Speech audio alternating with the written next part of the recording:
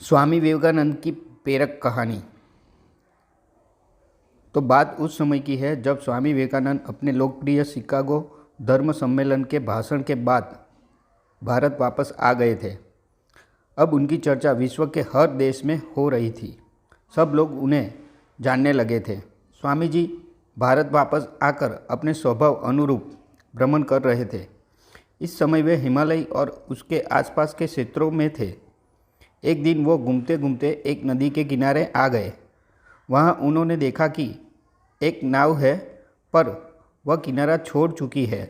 तब वे नाव के पास आने के इंतज़ार में वहीं किनारे पर बैठ गए।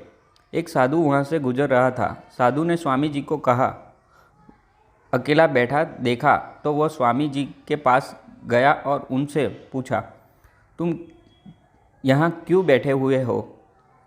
स्वामी जी ने जवाब दिया, मैं यहाँ नाव का इंतज़ार कर रहा हूँ। साधु ने फिर पूछा, तुम्हारा नाम क्या है? स्वामी जी ने कहा, मैं विवेकानंद हूँ।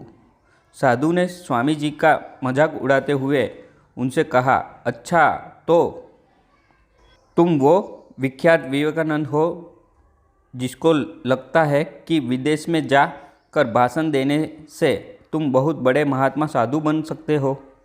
स्वामी जी ने साधु को कोई जवाब नहीं दिया। फिर साधु ने बहुत ही घमंड के साथ नदी के पानी के ऊपर चलकर अपनी शक्ति का प्रदर्शन किया। कुछ दूर तक चलने के बाद साधु ने स्वामी जी को कहा, क्या तुम मेरी तरह पानी पर पैदल चलकर इस नदी को पार कर सकते हो? स्वामी जी ने बहुत ही आदर और विनम्रता के साथ साधु से कहा, इस बात में कोई शक नहीं कि आपके पास बहुत ही अद्भुत शक्ति है, लेकिन क्या आप मुझे यह बता सकते हो कि आपको यह असाधारण शक्ति प्राप्त करने में कितना समय लगा? बहुत ही अभिमान के साथ साधु ने जवाब दिया, यह बहुत ही कठिन कार्य था। मैंने 20 सालों की कठिन तपस्या और साधना के बाद यह महान शक्ति प्राप्त की है। साधु का यह बताने का अंदाज बहुत ही अहंकार भरा था। यह देखकर स्वामी जी बहुत ही शांत स्वर में बोले, आपने अपनी जिंदगी के 20 साल ऐसी विद्या को सीखने में बर्बाद कर दिए जो काम एक नाव 5 मिनट में कर सकती है।